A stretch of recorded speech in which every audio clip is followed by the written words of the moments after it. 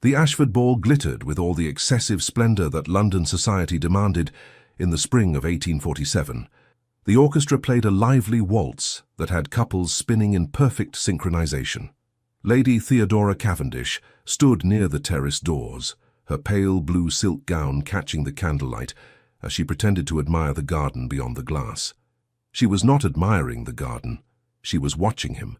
Hugh Sinclair, the Duke of Blackmere, stood across the ballroom like a dark pillar of masculine indifference, his black evening coat fitting his broad shoulders with tailored precision. His expression held that particular brand of aristocratic boredom that made every debutante in London flutter their fans and sigh dramatically. At 32, he possessed the kind of severe handsomeness that intimidated most women: sharp jaw, piercing grey eyes, and an air of complete disinterest in the matrimonial games played around him. Theodora had been in love with him since she was 17. 4 years of harboring this impossible secret, 4 years of attending every ball where he might appear, 4 years of memorizing the way he held his champagne glass, the slight furrow between his brows when something displeased him, the rare, devastatingly rare curve of his mouth when something amused him. "Theodora, darling, there you are." She turned to find her mother, the Marchioness of Carrington, sweeping toward her with Lord Lucien Whitlock in tow. Lucien smiled his practiced, charming smile, the one that made every mama in London believe he was the perfect match for their daughters. "Lord Whitlock was just saying how lovely you look this evening," her mother continued, her eyes gleaming with matchmaking triumph. "Weren't you, my lord?" "Exquisite as always," Lucien said smoothly, taking Theodora's gloved hand and pressing a kiss just above her knuckles. "The fairest bloom in all of London." Theodora managed a polite smile, though something about his touch always made her want to withdraw her hand too quickly. She'd been courting Lucien for 3 months now, or rather, their families had been courting the idea of their union. The son of an earl, heir to a considerable fortune, impeccable lineage. On paper, he was everything a young lady should want. On paper. "I do hope you'll save me the supper dance," Lucien said, his blue eyes twinkling with practiced charm. "Of course," Theodora replied, because that was what was expected of her. Her mother beamed, Lucien bowed, and Theodora's gaze drifted, as it always did, back across the ballroom to where the Duke of Blackmere stood, now in conversation with Lord Pemberton. Even from this distance, she could see the sharp intelligence in his eyes, the way he listened with complete attention when someone spoke to him, unlike the other gentlemen who simply waited for their turn to talk. "Theodora?" Her mother's voice held a note of concern.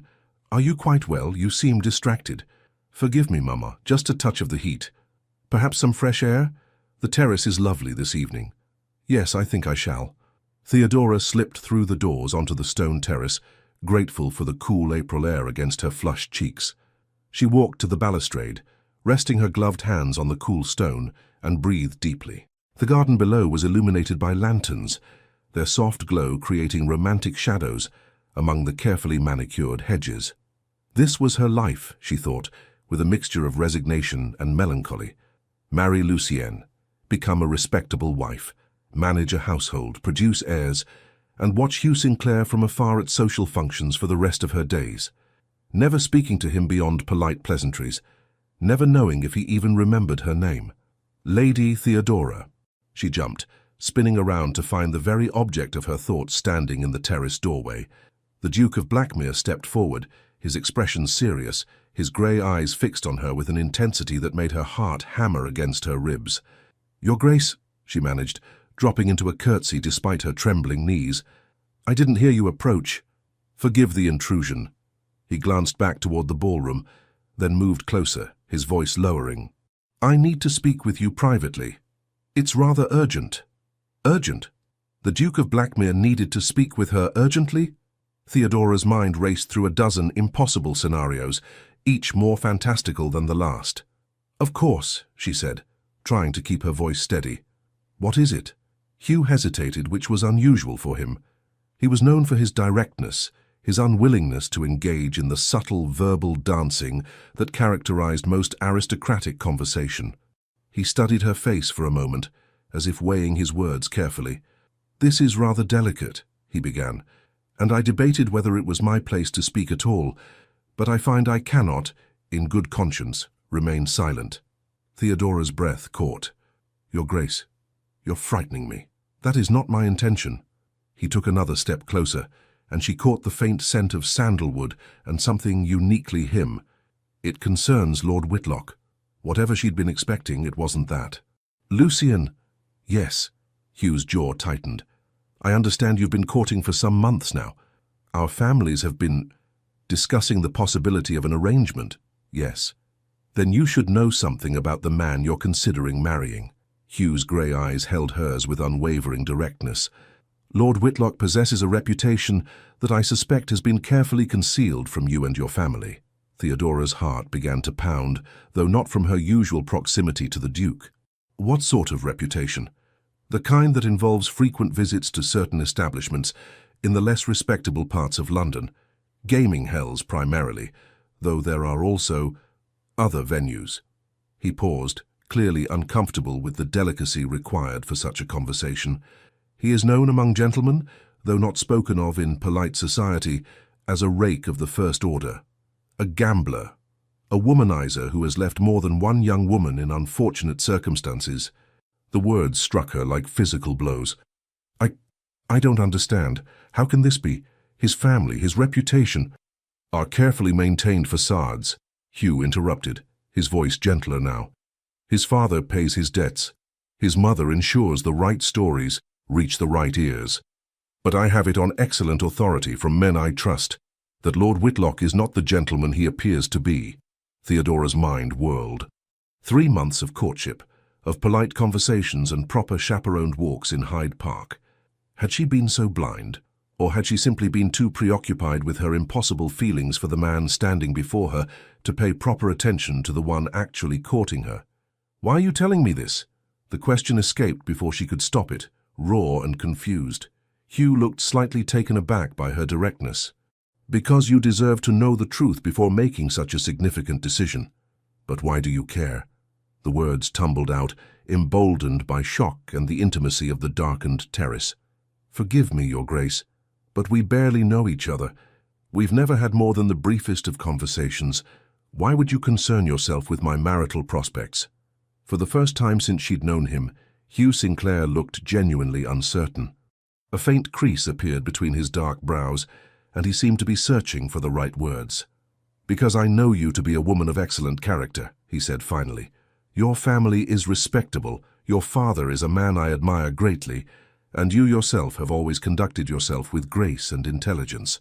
You deserve better than to be trapped in a marriage with a man who will bring you nothing but heartache and scandal. It was a perfectly reasonable answer, a perfectly kind answer, and it broke Theodora's heart just a little bit more. I see, she said quietly. That's very considerate of you.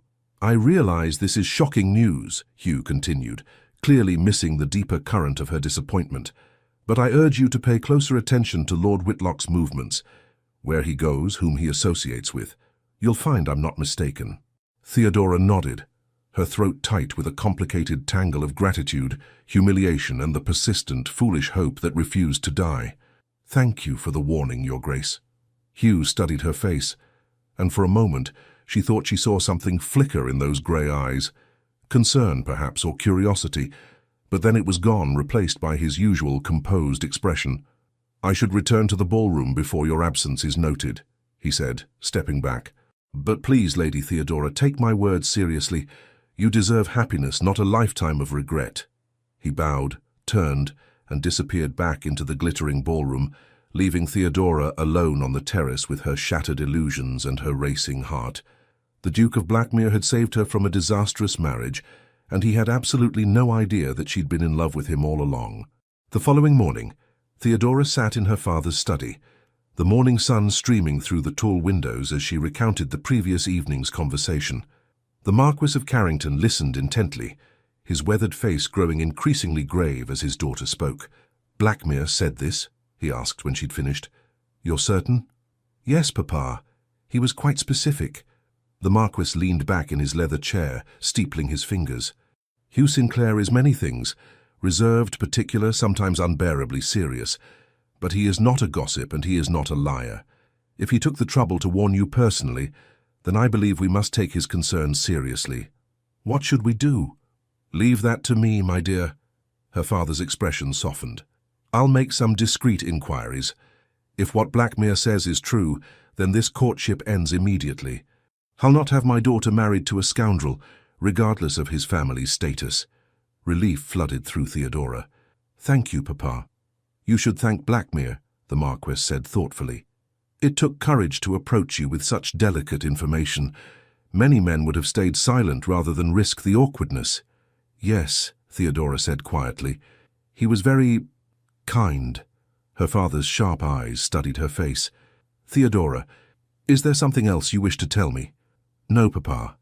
Nothing at all. But there was, of course. There was the secret she'd carried for 4 years, the impossible love that made her heart ache every time she saw Hugh Sinclair across a crowded room. There was the devastating knowledge that he'd helped her out of nothing more than gentlemanly concern, that she was just another responsibility to him, another young lady to be protected from the predations of unsuitable men. That evening, as Theodora dressed for the Worthington soiree, her lady's maid, Betty, chatted excitedly about the latest society gossip. "They say the Duke of Blackmere actually attended 3 social events this week, my lady. Can you imagine? Everyone's in quite a flutter about it. Lady Pemberton told Cook that he's never been so social before.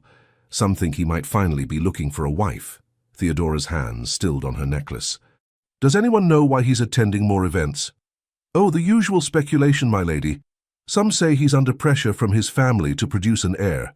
Others think he's finally ready to settle down. But you know how society talks. Half of it's nonsense."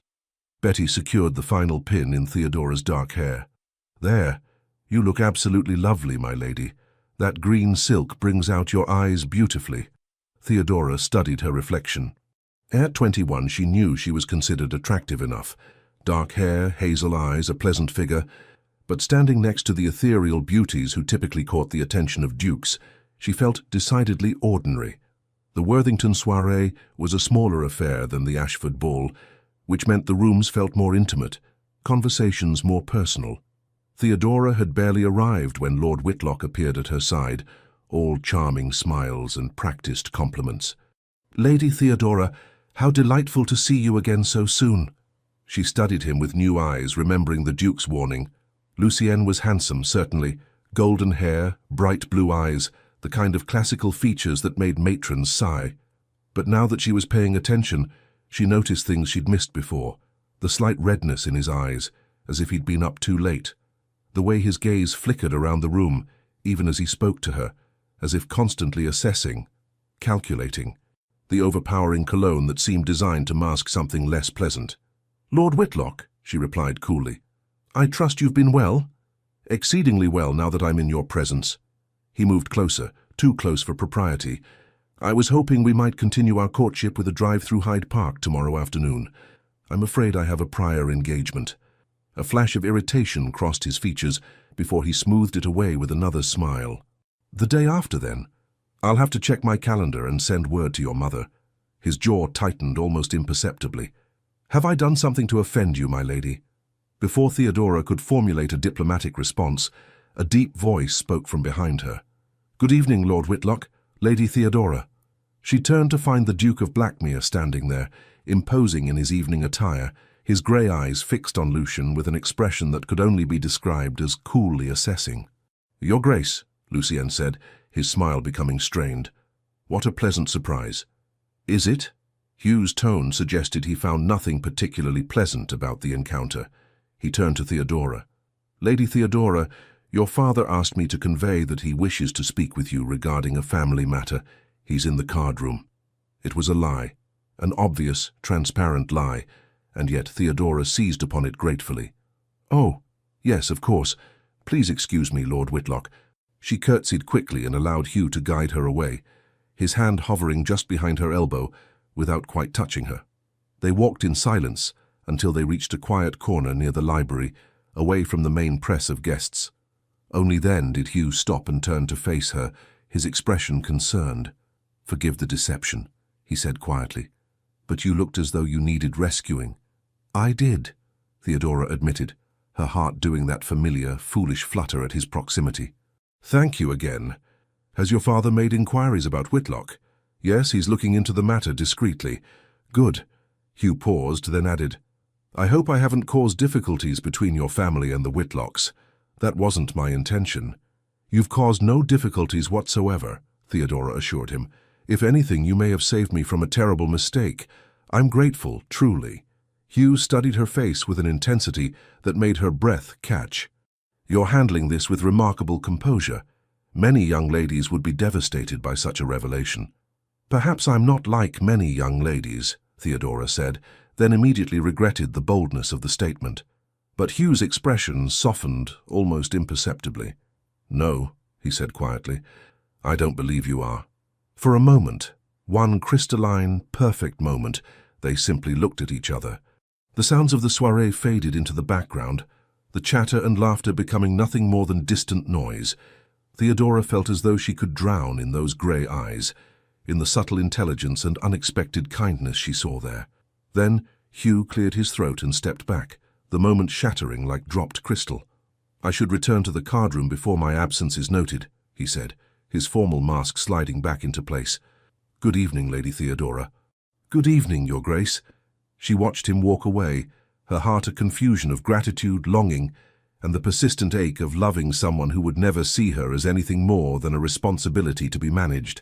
3 days later, the Marquis of Carrington summoned his daughter to his study with grave news.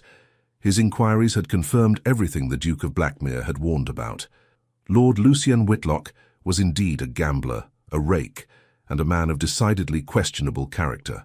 More troubling still, the Marquis had discovered debts, staggering debts that Lucian's father had been paying off quietly for years. The courtship ends today, the Marquis declared firmly. I'll speak with Lord Whitlock's father myself. There will be no scandal, but there will be no marriage either. Theodora felt relief wash over her. Thank you, Papa. Thank the Duke of Blackmere, her father said. I owe him a considerable debt for this. Not many men would have the courage or the decency to intervene in such a delicate matter. That evening, Theodora penned a letter to the Duke, a brief, proper note thanking him for his assistance and informing him that her father's inquiries had confirmed his warnings. She chose her words carefully, keeping her tone appropriately formal and grateful, betraying nothing of the emotions that churned beneath her composed exterior. The reply came the next morning, delivered with the Duke's seal. Lady Theodora, I am relieved to hear that your father acted swiftly on the information provided. You deserve a marriage built on respect and genuine affection, not deception and financial desperation. Should you ever require assistance in the future, please do not hesitate to call upon me. Yours respectfully, Blackmere. Theodora read the letter 3 times, analyzing every word, searching for any hint of personal feeling beyond polite concern. She found none. It was exactly the kind of letter one would expect from a responsible gentleman performing his duty to protect a young lady of good family. She folded it carefully and placed it in her writing desk, next to the other precious few items she'd collected over the years. A dance card from a ball where he'd been present, a program from a charity event where he'd given a brief speech, a pressed flower from the Pemberton garden party where she'd watched him from afar. Pathetic, really, this collection of meaningless objects. But they were all she had. The scandal, when it finally broke 3 weeks later, exceeded even the most dramatic expectations of London society. Lord Lucian Whitlock had been caught in a compromising position with the married daughter of a prominent banker. The husband, upon discovering them, had challenged Lucian to a duel, an archaic practice that was technically illegal, but still occasionally employed by outraged gentlemen. The matter was hushed up before any shots could be fired, but not before half of London had heard the delicious details. Lord Whitlock's family retreated to their country estate in disgrace. Lucian himself was reportedly being sent to their holdings in Scotland, far from the temptations of London and the vengeance of cuckolded husbands. Theodora heard the news from her mother, who'd heard it from Lady Pemberton, who'd heard it from Lady Worthington, who'd heard it directly from the banker's mortified wife. The chain of gossip that was London society's lifeblood. Can you imagine? The Marchioness said, fanning herself dramatically. If we hadn't ended the courtship when we did, you might have been engaged to him when this scandal erupted. Thank heavens for your father's good sense. Thank heavens for the Duke of Blackmere's warning, Theodora corrected gently. Her mother paused. Yes, that was rather extraordinary, wasn't it? I wonder what prompted him to take such an interest. Simple decency, I imagine. Perhaps. Her mother's eyes took on that speculative gleam that Theodora had learned to dread. The Duke has been remarkably more social this season, attending balls, soirees, even the theatre. Lady Pemberton says his mother has been pressing him about marriage. Has she? Theodora tried to sound disinterested while her heart performed uncomfortable acrobatics. Indeed, he's 32 now, with a duchy to manage and no heir. It's his duty, really. The Marchioness studied her daughter thoughtfully. He's always been particular about society events, but lately, well, one does notice patterns. What patterns? Never mind, dear. Just mother's intuition. She patted Theodora's hand. Now we must prepare for Lady Ashworth's garden party tomorrow. It's meant to be the social event of the season, and I won't have you moping about that dreadful Whitlock business. You're well rid of him, and there are plenty of other suitable gentlemen in London. But Theodora had no interest in other suitable gentlemen. Her heart, foolish and stubborn, had made its choice 4 years ago. Lady Ashworth's garden party was indeed spectacular. The Ashworth estate boasted magnificent grounds, with manicured lawns, a beautiful rose garden, and a small lake where guests could take boats out for romantic excursions. Tables laden with refreshments dotted the landscape, and a string quartet played softly near the main terrace. Theodora wore a white muslin dress with delicate green embroidery, a parasol protecting her fair skin from the bright June sunshine. She'd been at the party for perhaps an hour, making polite conversation with various acquaintances, when she noticed him. The Duke of Blackmere stood near the rose garden, conversing with Lord Pemberton and the Marquis of Carrington, her own father. All three men looked serious, engaged in what appeared to be a weighty discussion. As if sensing her gaze, Hugh glanced up. Their eyes met across the lawn. He said something to the other gentleman, then began walking in her direction with that purposeful stride that made her pulse quicken. "Lady Theodora," he said, bowing as he approached. "You look well." "As do you, Your Grace." It was the truth. He was devastatingly handsome in his day attire, the sunlight catching the dark waves of his hair and emphasizing the strong lines of his jaw. "I trust you've heard about Lord Whitlock's recent difficulties." "All of London has heard." "Indeed." A slight curve touched his lips, not quite a smile, but close. "I confess I'm not surprised. Men like Whitlock eventually reveal their true nature. Thanks to you, my family avoided being entangled in his disgrace. I'm glad I could be of service." He paused, then added, "Your father tells me you've been deluged with new suitors since news spread that your courtship with Whitlock ended." Theodora couldn't help but laugh at the delicate phrasing. "That's a generous way of describing the social vultures who've suddenly discovered my existence." This time Hugh did smile, a genuine surprised smile that transformed his entire face and made Theodora's heart stop. "Social vultures, that's rather apt. My mother prefers to call them opportunities, but I find your description more honest. I imagine it must be exhausting, fending them off." "Somewhat, though my father has become quite skilled at identifying unsuitable prospects.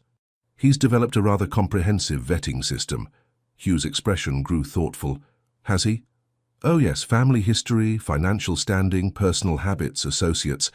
I believe he's compiled dossiers on half the eligible gentlemen in London. Your father is a thorough man. He says he learned the importance of thoroughness from recent experience." Theodora met Hugh's eyes directly. "He credits you with teaching him that lesson." A faint color touched Hugh's cheekbones, an actual blush barely visible but definitely there. Theodora filed this remarkable observation away to treasure later. "I merely provided information," Hugh said, clearly uncomfortable with the praise. "Your father took the appropriate action." They stood in comfortable silence for a moment, watching the other guests mill about the garden. Lady Harriet Beaumont walked past with her sister, both young ladies giggling behind their fans as they noticed the Duke. An elderly matron actually stopped mid-conversation to stare, her expression one of barely concealed admiration.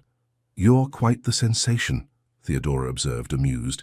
Hugh followed her gaze and sighed. "I'm beginning to regret accepting my mother's advice about being more social." "You don't enjoy the attention?" "I find it tiresome. Most people want to talk about nothing of consequence, the weather, fashion, gossip. Very few are interested in genuine conversation. What would you prefer to discuss?" Hugh looked at her with surprise, as if no one had ever asked him that question before. "Books, mostly. Philosophy, Politics, though that's considered inappropriate in mixed company. Architecture, agricultural improvements, the state of education in England. He paused. I realize that makes me sound terribly dull. On the contrary, Theodora said softly, it makes you sound interesting. Their eyes met again, and this time the look held longer. Something flickered in Hugh's expression. Confusion, perhaps, or curiosity. Before either of them could speak, however, Lady Pemberton appeared with her daughter Charlotte in tow. Your Grace, Lady Theodora, how delightful to find you both here. Charlotte was just saying she hoped to see you, Duke. Charlotte Pemberton blushed prettily, her blonde curls bouncing as she curtsied. Your Grace, would you perhaps like to join us for a boat ride on the lake? Mamma thought it would be lovely. Hugh's jaw tightened almost imperceptibly. Thank you, Lady Charlotte, but I'm afraid I'm engaged at present. Engaged? Lady Pemberton looked around, clearly seeing no evidence of this engagement. Yes, I was just about to escort Lady Theodora through the rose garden. She expressed particular interest in Lady Ashworth's collection. Theodora blinked in surprise but recovered quickly. Yes, the roses here are magnificent. Lady Pemberton's expression suggested she didn't quite believe them, but social propriety prevented her from challenging a duke's statement. Of course, perhaps later then. Perhaps, Hugh said non-committally. When they'd walked away, Theodora glanced up at Hugh with barely suppressed amusement. I expressed particular interest in the roses. You might have, Hugh replied, his own lips twitching. In theory. That's a very creative interpretation of our conversation. I prefer to think of it as strategic improvisation. They entered the rose garden, a secluded area bounded by tall hedges and filled with blooms in every color imaginable. The sweet fragrance hung heavy in the warm air, and the sound of the party faded to a pleasant murmur. Thank you for the rescue, Theodora said. Though I notice you're doing a lot of rescuing where I'm concerned. You seem to require it frequently. Perhaps you're simply nearby at opportune moments. Perhaps. They walked slowly along the gravel path, Theodora's parasol casting dappled shadows on her dress. She was acutely aware of Hugh's presence beside her, the way his height made her feel protected rather than diminished, the clean scent of his soap and shaving soap. May I ask you something? She ventured. Of course. Why have you been attending more social events this season? Everyone's noticed. There's considerable speculation. Hugh was quiet for so long that Theodora thought he might not answer. Then he said, My mother believes it's time I consider marriage. She's not wrong. I do have responsibilities to my title and estate, but the prospect of navigating the marriage market is, he trailed off. Daunting? Dishonest, he corrected. So much of courtship is performance and pretense. Very little of it involves genuine understanding between two people. Yet you must marry eventually. Yes, he looked at her, his grey eyes serious. Which is why I find myself attending garden parties and balls, hoping to find someone who might... He stopped again as if unsure how to finish the sentence. Might what? Theodora asked softly. Might see past the title, might want genuine conversation, might... He shook his head. Forgive me. I'm being philosophical when I should be making pleasant small talk about the roses. I prefer philosophy to small talk. Hugh studied her face with that intense focus that made her feel seen in a way she'd never experienced before. Do you? Yes. I've always found small talk rather pointless, all those words saying nothing of substance. That's a remarkably honest admission. You inspire honesty, Your Grace. The words hung between them, more revealing than Theodora had intended. Hugh's expression shifted, something warming in his eyes that made her breath catch. Hugh, he said quietly, I beg your pardon? My name is Hugh. I would like it very much if you would use it, when we're alone at least. Theodora's heart hammered so hard, she was certain he could hear it. That's rather informal, Your Grace. Yes, it is. His mouth curved in that rare, transformative smile. Will you? Yes, Hugh. The name felt intimate on her tongue, precious and dangerous. Then you must call me Theodora. Theodora, he repeated, and the sound of her name in his deep voice made her shiver despite the warm June air. They continued walking, but something had changed between them. The air felt charged with possibility, with a tentative connection that both thrilled and terrified her. Theodora hardly dared to breathe, afraid that any sudden movement might shatter whatever fragile thing was forming. "I should tell you," Hugh said after a moment, "that your father and I have been discussing a matter of mutual interest." "Oh? He mentioned you have a passion for reading. Apparently your collection rivals his own." "I do love books," Theodora admitted. "Sometimes I think I prefer them to people." "What sort of books?" "Philosophy, primarily. History. Poetry, though I know that's considered more appropriate for young ladies. I've been attempting to read Adam Smith's work on economics, but I confess some of it is rather dense." Hugh stopped walking, turning to face her fully. "You're reading The Wealth of Nations?" "Trying to, at least. Is that very shocking?"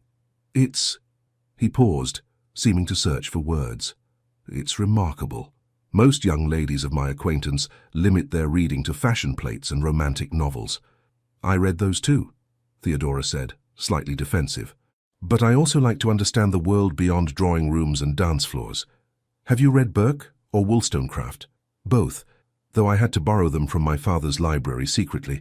My mother thinks such reading is unbecoming for a young lady." Hugh's expression was one of undisguised admiration. "Your mother is wrong." The simple declaration, delivered with such absolute conviction, made Theodora's eyes sting with unexpected emotion. No one had ever validated her intellectual interests before. No one had ever suggested that her desire to read and learn and think was anything other than a peculiar eccentricity to be tolerated at best. "Thank you," she said quietly. Thank you." They stood there in the rose garden, surrounded by blooms and afternoon sunlight, looking at each other with a new understanding. Theodora saw the exact moment when Hugh's expression shifted from admiration to something deeper, something that made her breath catch and her skin flush. "Theodora, there you are." They both turned to find the Marquis of Carrington approaching with Lady Ashworth, effectively shattering the moment. Theodora wanted to scream with frustration. "Papa," she said, forcing a smile. "Lady Ashworth." "My dear, you must come see the peacocks," Lady Ashworth gushed. "They've just been fed and they're displaying their feathers. It's quite spectacular." "Yes, of course," Theodora said, trying not to sound as disappointed as she felt. Hugh bowed. "Marquis, Lady Ashworth." His eyes met Theodora's for one brief moment, full of unspoken words and interrupted possibilities. "Theodora, thank you for the pleasant conversation." "The pleasure was mine, Your Grace." As she walked away with her father and Lady Ashworth, Theodora glanced back once. Hugh stood in the rose garden watching her leave, his expression thoughtful and intense. Something had changed between them, something significant, and Theodora's foolish, impossible hope flared to life once more. The following week brought an unexpected invitation that sent London society into a frenzy of speculation. The Duke of Blackmere was hosting a dinner party. This was significant because Hugh Sinclair never hosted dinner parties. He attended them occasionally out of social obligation, but he never opened his own home, the magnificent Blackmere house in Mayfair, to guests beyond his closest family and friends. The Marquis of Carrington received his invitation on a Tuesday morning and promptly announced that the entire family would attend. "This is quite an honor," he told his wife and daughter over breakfast. "Blackmere doesn't entertain lightly. If he's extending an invitation, it means something. Perhaps he's finally serious about finding a wife," the Marchioness speculated. "I heard from Lady Pemberton that his mother has been quite insistent." Theodora said nothing, her heart performing complicated gymnastics at the thought of seeing Hugh, of seeing him in his own home, in an intimate setting with only a dozen or so carefully selected guests. When the evening of the dinner party arrived, Theodora dressed with particular care. She chose a deep blue silk gown that complemented her complexion and allowed Betty to arrange her dark hair in an elegant style with small pearls woven through the curls. "You look beautiful, my lady," Betty said with satisfaction. "The Duke won't be able to take his eyes off you." "Betty!" Theodora laughed despite her nerves. "Don't be absurd." "I'm not being absurd, my lady. Everyone in service has noticed how the Duke looks at you." "Mrs. Henderson," that's his housekeeper, "told our cook that His Grace has been asking about you." Theodora's heart leaped. "Asking what?" "Oh, just general things. Your interests, your character. But Mrs. Henderson says she's never seen His Grace take such an interest in a young lady before." Betty leaned in conspiratorially. "She thinks he's smitten." "That's ridiculous gossip," Theodora said. but her pulse raced. "The Duke and I are barely acquainted." "If you say so, my lady." Betty's tone suggested she believed otherwise. Blackmere House was even more impressive than Theodora had imagined. The townhouse occupied a prime location in Mayfair, its elegant Georgian facade lit by torches that cast dancing shadows on the stone. A footman in impeccable livery helped them from the carriage, and they were ushered into an entrance hall that took Theodora's breath away. Marble floors gleamed beneath crystal chandeliers. A grand staircase swept upward to the floors above. Portraits of Hugh's ancestors lined the walls, generations of Sinclairs looking down with aristocratic dignity. The butler, an elderly man with impeccable posture, announced them: the Marquess and Marchioness of Carrington and Lady Theodora Cavendish. Hugh appeared at the top of the staircase, descending with controlled grace. He wore evening attire of deep charcoal grey that emphasized his broad shoulders and made his eyes seem even more striking. When his gaze found Theodora, something flared in his expression: recognition, pleasure, and something else she couldn't quite name. "Lord Carrington, Lady Theodora, welcome." He bowed, then extended his hand to her mother. "Thank you for accepting my invitation." "The honor is ours, Your Grace," the Marchioness replied. Hugh's eyes returned to Theodora. "You look lovely this evening." "Thank you, Your Grace. Your home is magnificent. I hope you'll allow me to show you the library later. I believe you might find it interesting." Before Theodora could respond, other guests began arriving. She recognized Lord and Lady Pemberton, the Earl of Westbrook with his wife and daughter, and several other prominent members of society. Notably absent were the young, unmarried ladies who typically pursued Hugh at social events. This gathering was clearly designed for serious conversation, not matrimonial maneuvering. Dinner was served in a magnificent dining room, with walls covered in rich burgundy silk and lit by candles in silver candelabra. Theodora found herself seated between Lord Westbrook and, to her delight and terror, Hugh himself at the head of the table. "I hope you don't mind the seating arrangement," Hugh said quietly as the first course was served. "I confess I specifically requested your company." Theodora's pulse quickened. "I'm honored, Your Grace." "Hugh," he corrected, his voice low enough that only she could hear. "Remember." "Hugh," she repeated, the intimacy of his name on her lips making her flush. The dinner conversation flowed around topics of genuine substance: politics, the recent railway expansion, debates in Parliament about working conditions in factories. To Theodora's surprise and pleasure, Hugh actively solicited her opinions, treating her contributions with the same respect he showed the gentlemen present. "Lady Theodora, you mentioned you'd been reading Smith's work," Hugh said during a lull in conversation. "What do you make of his theories on the division of labor?" All eyes turned to her. Several of the gentlemen looked surprised that the Duke would ask a young lady about economic theory. Theodora saw her mother's expression of mild alarm, but Hugh's eyes held only genuine interest, encouraging her to speak. "I find his observations compelling," Theodora said carefully. "The idea that specialized labor increases efficiency makes logical sense, though I wonder about the human cost, whether workers become mere cogs in a machine, losing the satisfaction of creating something complete." "An excellent point," Lord Westbrook interjected. "The factories in Manchester are certainly efficient, but the conditions for workers are deplorable." The conversation shifted to labor reform, with Theodora contributing several more observations that were met with respect, rather than patronizing amusement. She felt Hugh's approval like a physical warmth beside her. After dinner, the ladies retired to the drawing room while the gentlemen enjoyed their port and cigars. Theodora endured 20 minutes of fashion discussion before Hugh appeared in the doorway. "Forgive the interruption, ladies, but Lady Theodora had expressed interest in seeing my library. Would anyone else care to join us for a brief tour?" The other ladies declined, preferring the warmth of the drawing room. Only Theodora's mother looked slightly concerned, but the Marquess caught her eye and shook his head slightly. Whatever was happening, he approved. Theodora followed Hugh through the magnificent house, her heart pounding.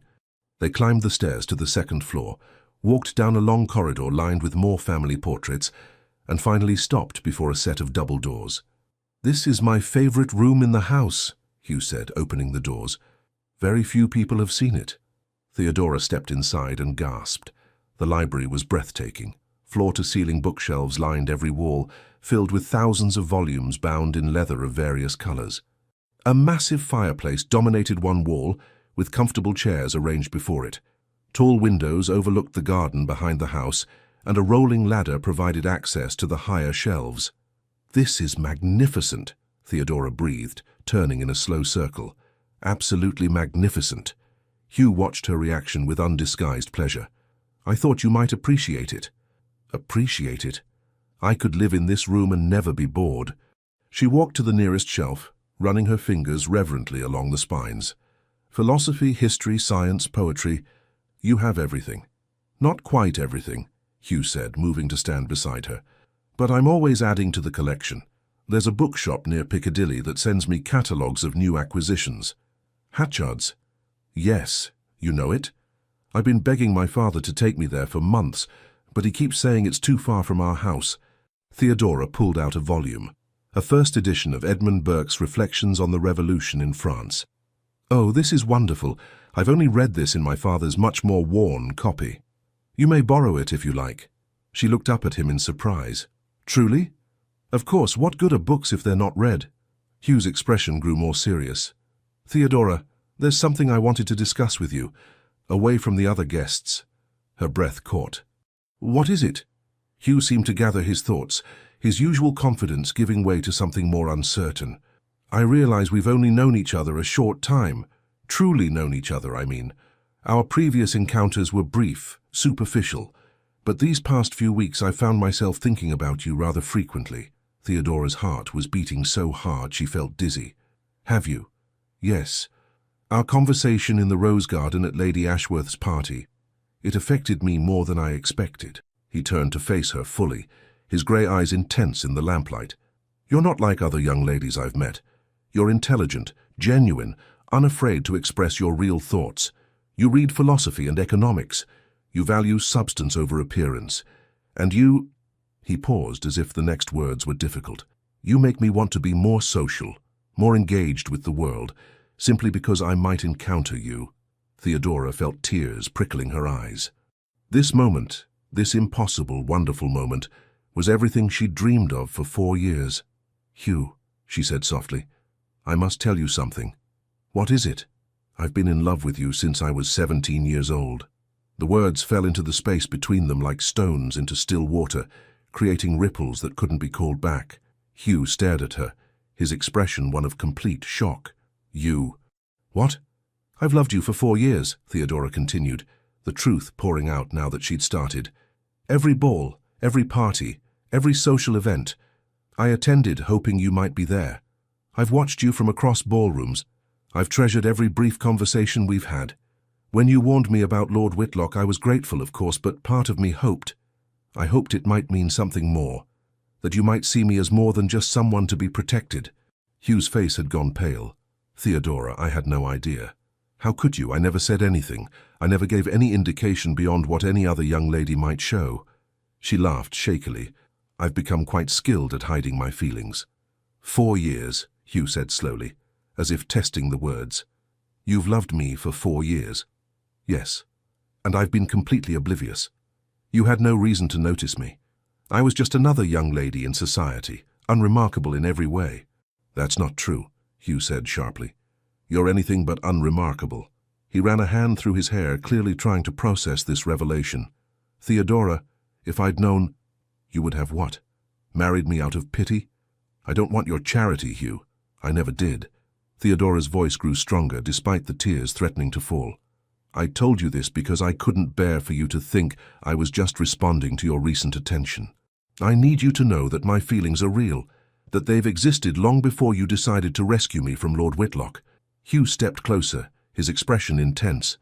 "You think I'm pursuing you out of some misguided sense of duty, aren't you?" "No." The word was forceful, definitive. "Theodora, when I warned you about Whitlock, it was because the thought of you married to that scoundrel made me physically ill. I told myself it was simple concern for your welfare, but the truth was more complicated." "What do you mean?"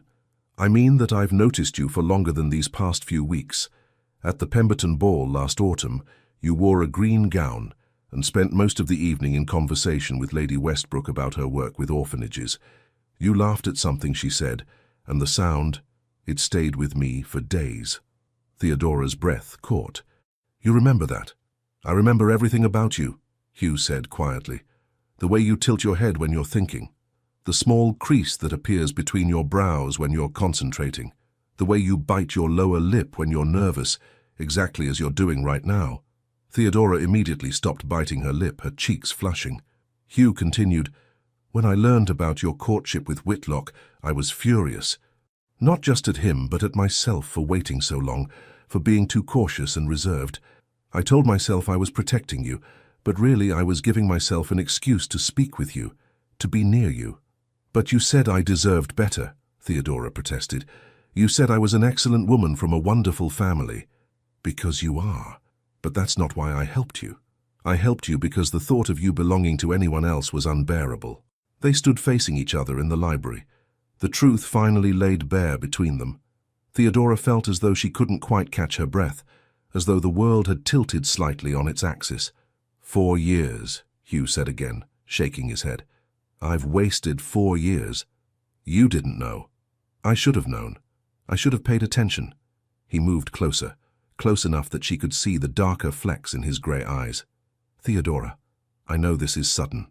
I know we're in my library alone, which is highly improper, but I need to know, is there any possibility that you might still harbour those feelings, or have my months of obliviousness destroyed whatever affection you once felt?" Theodora let out a surprised laugh that was half sob. "You think I could stop loving you just because you didn't notice?" "Hugh, I've tried. I've tried so very hard, but my heart is remarkably stubborn." His expression transformed, relief, joy, and something fierce and possessive. "Thank God for stubborn hearts." "What are we going to do?" Theodora asked. "Society will expect a proper courtship. My parents will have expectations, and your mother—" "My mother," Hugh interrupted, "will be delighted. She's been not so subtly suggesting I pay more attention to you for months. Apparently she has better observation skills than I do. She knew. She suspected. Mothers have an uncanny ability to perceive such things." Hugh reached out, hesitating for just a moment before taking her hand. His touch sent warmth radiating through her entire body. "Theodora, I want to court you properly. I want to give you all the romance and attention you deserve. But I need to know, is that what you want? Or would you prefer I speak to your father immediately?" Theodora's eyes widened. "You want to marry me?" "More than I've wanted anything in my life." His thumb traced circles on the back of her hand. "But I'll do this at whatever pace you prefer." She thought about it for a moment. 4 years of secret love, of watching from afar, of impossible hopes. And now, suddenly, miraculously, those hopes were becoming reality. "I think," she said slowly, "that I would like both. A courtship, yes, but a brief one. I've already waited 4 years, Hugh. I don't wish to wait much longer." His smile was brilliant, transforming his usually serious face into something breathtakingly handsome. "Then we're in agreement. I'll speak to your father tomorrow." "He'll say yes," Theodora assured him. "He admires you greatly, and I believe he suspected my feelings for some time." "Has everyone been aware of this except me?" "Apparently so." Hugh laughed, a genuine, delighted sound that Theodora had never heard from him before. "I'm supposed to be observant. How did I miss this?" "You were looking at society, not at me," Theodora said. "There's a difference." "Well, I'm looking at you now," Hugh said softly, "and I intend to keep looking for the rest of my life." He raised her hand to his lips, pressing a kiss to her knuckles that sent shivers through her entire body. They stood there in the lamplight, surrounded by books and possibility, 2 people who'd been circling each other for years, finally finding their way together. "We should return to the others," Theodora said reluctantly, "before our absence is noted." "Let them notice," Hugh said, but he released her hand. "Though you're right. There will be time for this later, all the time in the world." As they walked back toward the drawing room, Theodora felt as though she were floating. 4 years of secret love, of impossible dreams, had somehow transformed into reality. The Duke of Blackmere, her Hugh, wanted to marry her. The evening concluded with Hugh making a point of sitting beside Theodora in the drawing room, engaging her in conversation that made it abundantly clear to everyone present where his interests lay. Lady Pemberton's eyes nearly popped out of her head. The Marchioness of Carrington looked simultaneously shocked and delighted, and the Marquis of Carrington simply smiled, as if he'd known all along. When the Cavendish family departed, Hugh personally helped Theodora into her cloak, his hand lingering on her shoulder for just a moment longer than necessary. "Until tomorrow," he said quietly. "Until tomorrow," she echoed. In the carriage, her mother immediately launched into excited speculation. "Did you see how he looked at you? Everyone noticed. Lady Pemberton will be beside herself. And that invitation to see his library, Theodora, dear, I believe the Duke has serious intentions." "I believe you're right, Mama," Theodora said, unable to stop smiling. Her father caught her eye and winked. The old schemer had definitely known. That night, Theodora lay in her bed staring at the ceiling, her heart too full for sleep. Everything had changed. Her impossible love wasn't impossible anymore. Hugh Sinclair, the Duke of Blackmere, loved her back. And tomorrow, he would ask her father for her hand in marriage. Hugh arrived at the Carrington townhouse at precisely 11 o'clock the following morning, dressed impeccably and carrying himself with the confidence of a man on a mission. The butler showed him immediately to the Marquis's study, where Lord Carrington waited with barely concealed amusement. "Your Grace," the Marquis said, gesturing to a chair, "I confess I've been expecting this visit." Hugh sat, though he looked slightly uncomfortable with the informal reception. "Lord Carrington, I've come to request permission to marry your daughter." "I assumed as much." The Marquis poured 2 glasses of brandy, handing one to Hugh. "The question is, why now? You've known Theodora for years." "I've been a fool for years," Hugh corrected, "but I'm hoping to remedy that now, if you'll allow it." The Marquis studied him thoughtfully. "My daughter has been in love with you since she was 17 years old. Did you know that?" "I learned that last evening, much to my shame." "And your feelings for her? When did those develop?" Hugh considered the question carefully. "If I'm honest, I think I've been drawn to her for quite some time, but I convinced myself it was merely recognition of her excellent character. I didn't allow myself to see it as anything more until the situation with Lord Whitlock forced me to examine my motivations. When you realized the thought of her marrying someone else was unbearable." "Precisely." The Marquis nodded, satisfied. "You're a good man, Blackmere. Reserved, certainly, and not given to displays of emotion, but you're honorable, intelligent, and you clearly care for my daughter. You have my blessing with one condition." "Name it." "Make her happy. Theodora is a remarkable young woman, brilliant, compassionate, and deserving of a marriage built on genuine affection, not merely duty or convenience. Can you provide that?" "I can," Hugh said without hesitation. "I will. She deserves nothing less." "Then we have an understanding." The Marquis raised his glass. "Welcome to the family, son." They shook hands, and Hugh felt a weight lift from his shoulders. One obstacle cleared. Now for the most important part. "Is Theodora at home?" "In the garden, I believe. She's been pacing since breakfast." The Marquis smiled. "Go ease her anxiety." Hugh found Theodora exactly where her father had indicated. In the small garden behind the townhouse, walking among the rose bushes with her hands clasped tightly together. She wore a simple morning dress of pale yellow that made her look like sunlight made manifest. She turned at the sound of his footsteps, her expression a mixture of hope and terror. "Hugh." "Your father said yes," he announced without preamble. The tension drained from her body so quickly she nearly collapsed. Hugh crossed the distance between them in 3 strides, catching her hands in his. "Are you all right?" She laughed shakily. "I'm wonderful. Did he really say yes?"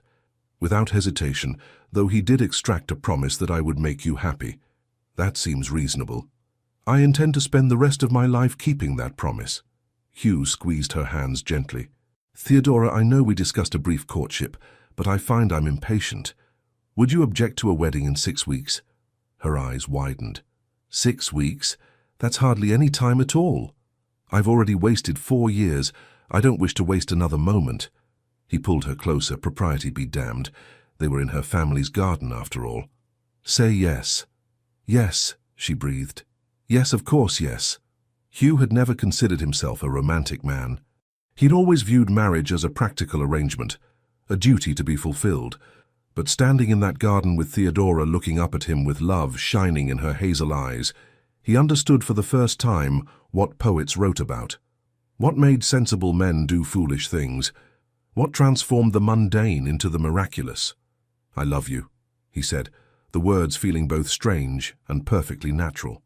"I should have told you that last night, but I was too stunned by your revelation to think clearly." "I love you too," Theodora replied, tears glistening on her lashes. "I've loved you for so long, Hugh. Sometimes I thought I might die from it." "No more suffering," he promised. "No more watching from afar. We're together now, and I intend to keep you very close for the rest of our lives." He wanted to kiss her. The desire was nearly overwhelming, but they were still in public view of the house, and he'd already pushed propriety quite far enough. Instead, he brought her hands to his lips and kissed each one tenderly. "6 weeks," he said, "and then you'll be my Duchess." "Your Duchess," she repeated, as if testing the words. "That will take some getting used to." "You'll be magnificent. You already are." The 6 weeks that followed passed in a whirlwind of activity. The announcement of their engagement sent London society into paroxysms of excitement and speculation. The Duke of Blackmere, the most elusive bachelor in England, was finally marrying. And not to one of the obvious choices. Not to Lady Charlotte Pemberton with her impeccable lineage, not to Lady Victoria Ashworth with her substantial dowry, but to Lady Theodora Cavendish, the quiet, bookish daughter of the Marquis of Carrington. The gossips had a field day. "I heard she trapped him with her intellect," Lady Pemberton said at a tea party, not quite quietly enough. "Men do appreciate a good conversation." "I heard he's been in love with her for years," countered Lady Worthington. "Apparently he was simply too proud to admit it." The truth, as is often the case, was more complicated and more beautiful than any of the rumors. Hugh and Theodora spent every allowable moment together, chaperoned by Theodora's mother or an army of servants, learning each other in the way that engaged couples do. Hugh discovered that Theodora had a sharp wit that manifested in unexpected moments, making him laugh when he least expected it, that she was fiercely loyal to those she loved, that she had a habit of reading in unusual places. He'd once found her perched in a tree in her family's garden, completely absorbed in a book of Greek philosophy. Theodora learned that Hugh's reserve masked a surprisingly tender heart, that he had been supporting 3 orphanages anonymously for years, that he played the piano beautifully, but only when he thought no one was listening, that he had nightmares sometimes about failing in his responsibilities, and that beneath all his aristocratic composure, he was simply a man who wanted to be worthy of the position he'd been born into. They visited Hatchard's bookshop together, scandalizing several patrons by engaging in an animated debate about Rousseau's social contract right there in the philosophy section. Hugh bought her a first edition of Mary Wollstonecraft's A Vindication of the Rights of Woman, and Theodora bought him a collection of romantic poetry, which made him blush. "I'm not very good at poetry," he admitted. "You don't need to be good at it," Theodora said, her eyes dancing with mirth. "You just need to appreciate it, and occasionally recite some to your wife. That sounds dangerously romantic. You're marrying me, Hugh.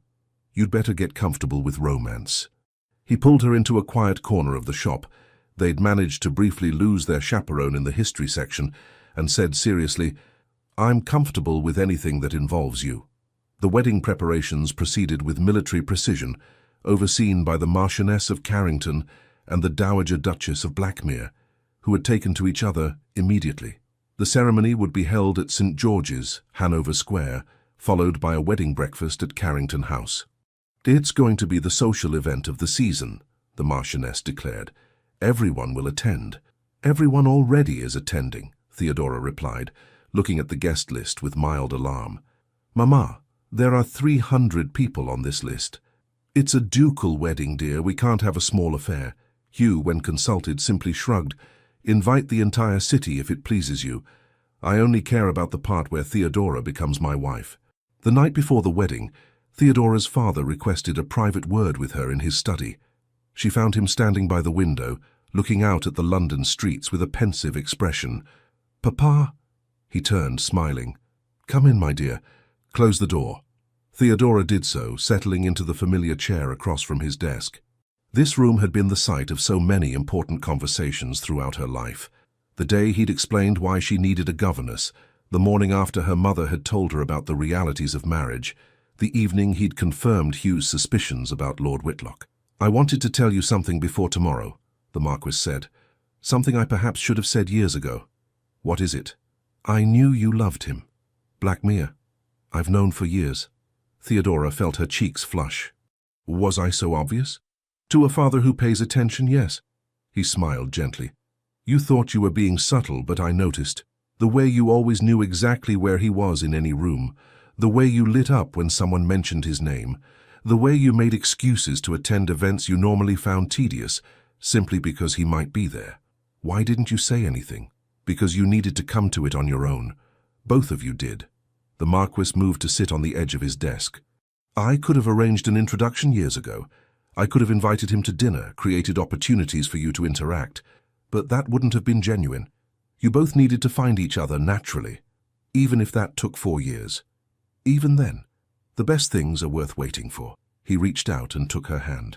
Theodora, you're entering into a marriage that most people never achieve. You're marrying a man you genuinely love, who genuinely loves you in return, who respects your mind as much as your beauty, who will be your partner in the truest sense. Tears pricked Theodora's eyes. I'm very fortunate. You're very wise and brave. It takes courage to love someone from afar for so long, never knowing if that love will be returned. The Marquis squeezed her hand. I'm proud of you, my dear. Your mother and I both are. Thank you, Papa. Now, tomorrow, you become a duchess. That's a significant responsibility. But I have complete faith that you'll handle it with the same grace and intelligence you bring to everything else. He smiled. And if Blackmere ever gives you trouble, you tell him that your father knows where he lives. Theodora laughed through her tears. I don't think that will be necessary. Nevertheless, the option remains. The wedding day dawned clear and bright, one of those perfect June mornings that seemed designed for important occasions. Theodora woke early, too excited and nervous to sleep, and watched the sun rise over London from her bedroom window. This was the last morning she would wake up as Lady Theodora Cavendish. By afternoon, she would be Theodora Sinclair, Duchess of Blackmere. The morning passed in a blur of activity. Betty helped her bathe and dress, carefully arranging the wedding gown that had taken 3 seamstresses 6 weeks to complete. It was made of ivory silk with delicate lace sleeves and a train that stretched 6 feet behind her. Pearls had been sewn into the bodice in intricate patterns. A veil of Brussels lace, worn by Hugh's mother at her own wedding, would complete the ensemble. You look like an angel, my lady, Betty said, tears in her eyes. His Grace is a lucky man. I think I'm the lucky one, Theodora replied. Her mother came to help her dress, her own eyes suspiciously moist. My baby girl, getting married. Where has the time gone? I'm still your daughter, Mama. I know, but you'll be someone's wife now, someone's duchess. The Marchioness adjusted the veil carefully. Are you frightened? No, Theodora said, and realized it was true. I'm not frightened at all. I'm excited. I'm ready. Then let's not keep the Duke waiting. The church was packed with London's elite, all dressed in their finest, all eager to witness this unlikely union. Flowers decorated every available surface, their sweet fragrance filling the air. The organ played softly as guests settled into their pews. In the vestry, Hugh stood with Lord Pemberton, who was serving as his groomsman. He'd been calm all morning, but now, with minutes until the ceremony, nerves were beginning to set in. What if I forget my vows? He asked. Pemberton laughed. You won't forget your vows, and if you do, the vicar will prompt you. What if Theodora changes her mind? She's not going to change her mind. That girl has been in love with you for years. Exactly, years, and I was oblivious for all of them. What if she realizes she could do better? Pemberton gripped his shoulder. Blackmere, listen to me. That young woman loves you, truly, deeply, completely. She's not going to change her mind. Now stop this nonsense and go marry her before I have to knock some sense into you. Hugh took a deep breath, straightened his cravat and nodded. Right, let's do this. They entered the church, taking their positions at the altar. Hugh stood facing the congregation, his hands clasped behind his back to hide their slight tremor. He recognized faces in the crowd, friends, family, business associates. His mother sat in the front pew, beaming at him with maternal pride. The organ's notes changed, shifting to the wedding march. Everyone stood turning toward the back of the church, and then he saw her. Theodora appeared in the doorway on her father's arm, and Hugh forgot how to breathe. She was radiant, ethereal, absolutely breathtaking. The ivory gown made her skin glow, and through the delicate lace veil he could see her smile, that beautiful, genuine smile that had captivated him without his even realizing it. She walked down the aisle with measured steps, her eyes never leaving his. The Marquis of Carrington delivered his daughter with obvious pride, placing her hand in Hugh's with a firm squeeze to both their hands. "Take care of her," he whispered. "I will," Hugh promised. The vicar began the ceremony, his voice sonorous and formal. Hugh barely heard the words. He was too focused on Theodora, on the way her hands trembled slightly in his, on the love shining in her eyes.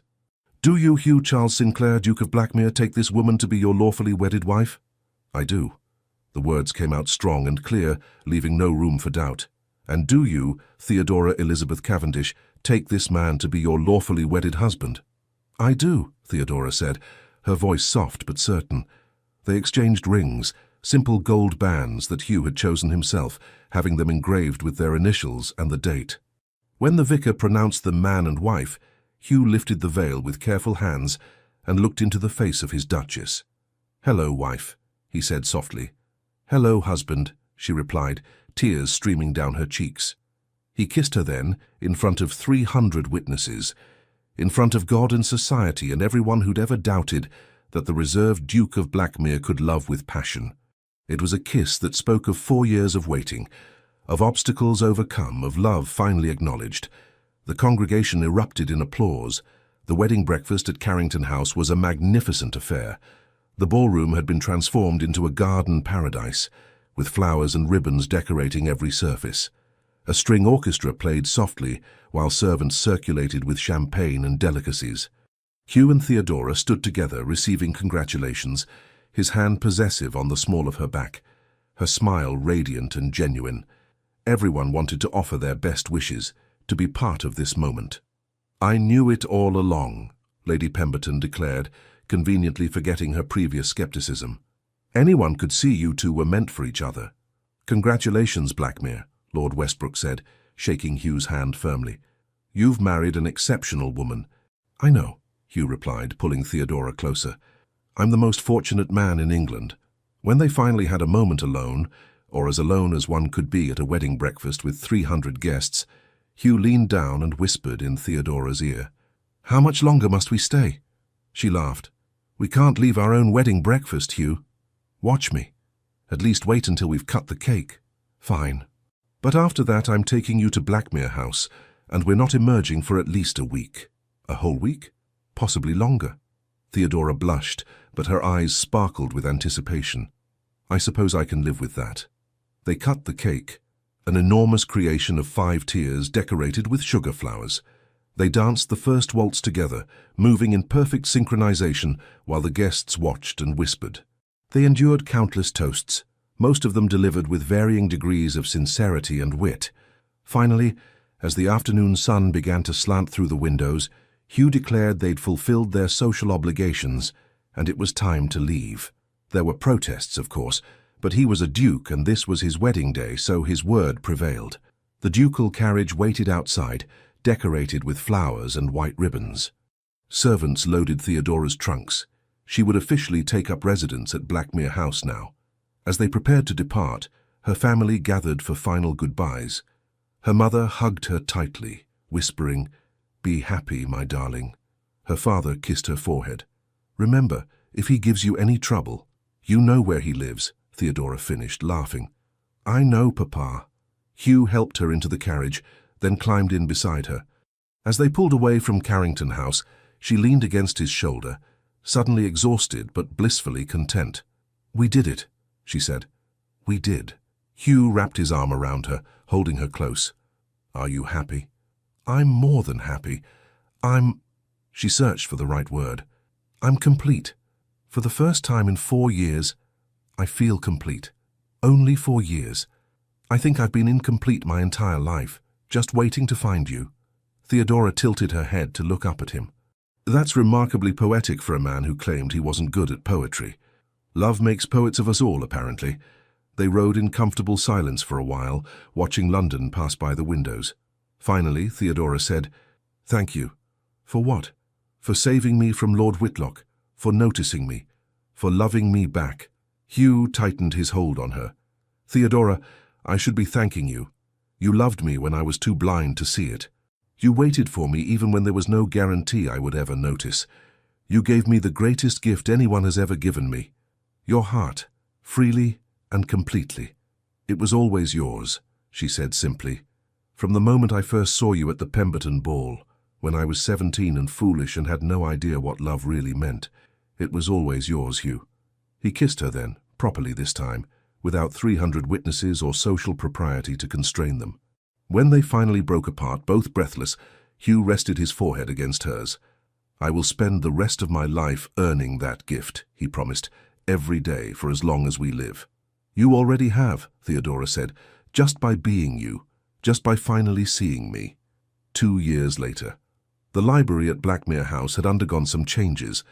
The austere masculine space had been softened with touches of Theodora's influence. Fresh flowers in crystal vases, comfortable cushions on the chairs, a cozy daybed near the fireplace where she often curled up to read. But the most significant addition wasn't furniture or decoration. It was the cradle positioned near Hugh's favorite chair, where their 6-month-old son, Charles Edmund Sinclair, slept peacefully, his tiny fist curled against his chubby cheek. Hugh sat in his chair, a book open on his lap but completely ignored as he watched his son sleep. Theodora entered quietly, smiling at the familiar scene. She'd found Hugh like this nearly every evening since Charles was born, pretending to read while actually gazing at their baby with an expression of bewildered adoration. He hasn't moved in an hour, Hugh reported. Do you think that's normal? Perfectly normal. Babies sleep, Hugh. It's what they do.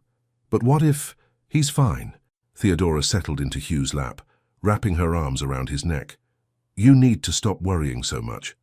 I'm his father. Worrying is my primary responsibility. I thought protecting the duchy was your primary responsibility. That's secondary now. Charles is primary. You're primary. Everything else is just details. Theodora kissed him softly. I love you, you anxious, overprotective man. I love you too. Hugh pulled her closer, resting his chin on top of her head. Do you ever regret it? Regret what? The 4 years you spent loving me from afar. All that time you could have been with someone else, someone less oblivious. Theodora leaned back to look at him seriously. Hugh, I could have lived 1,000 lives and loved 1,000 men, and none of them would have been you. Those 4 years weren't wasted. They were just the beginning of our story. A very long beginning. The best stories have long beginnings. It makes the ending sweeter. This isn't an ending, Hugh said, pulling her back against his chest. It's a beginning. Our life together, our son, all the years we have ahead of us. You're right. Theodora settled comfortably against him, both of them watching the baby sleep. It's just the beginning. Charles stirred, making a small sound, and immediately both parents leaned forward in concern. But he simply yawned, stretched his tiny arms, and settled back into sleep. He has your nose, Theodora observed. He has your stubbornness. He refused to go to sleep for an hour this afternoon. That's determination, not stubbornness. It's definitely stubbornness. He gets it from his mother, who loved me for 4 years despite having no evidence that I would ever reciprocate. Theodora laughed softly. Determination. Stubbornness. Should we agree to disagree? We should, Hugh said, kissing her temple. But you're still wrong. They sat together in peaceful silence, watching their sons sleep, surrounded by books and love and the life they'd built together. Outside, London continued its noisy business. But here, in the library of Blackmere House, 2 people who'd found each other despite time and circumstance and their own obliviousness held each other close. The Duke of Blackmere had saved Lady Theodora from a disastrous courtship, unaware she was secretly in love with him. But in the end, she'd saved him too. From a life without love, without connection, without the joy that came from being truly seen and valued by another person, they'd saved each other. And that, they both agreed, was the best kind of happy ending. The end. Thank you for staying with us until the very end of this story. We are truly grateful for your presence and your time. If this story moved you, we warmly invite you to support our channel by subscribing, liking the video, leaving a comment, and sharing it with others who might enjoy stories of love, redemption, and unexpected turns. Your support, from the bottom of our hearts, helps us stay inspired to continue bringing you more heartfelt tales, each one crafted to stir your emotions and remind you that love always finds a way. At the end of this video, another story from our channel will appear. Click and let yourself be drawn into another unforgettable journey. Thank you once again for being here. The Legends of Love team.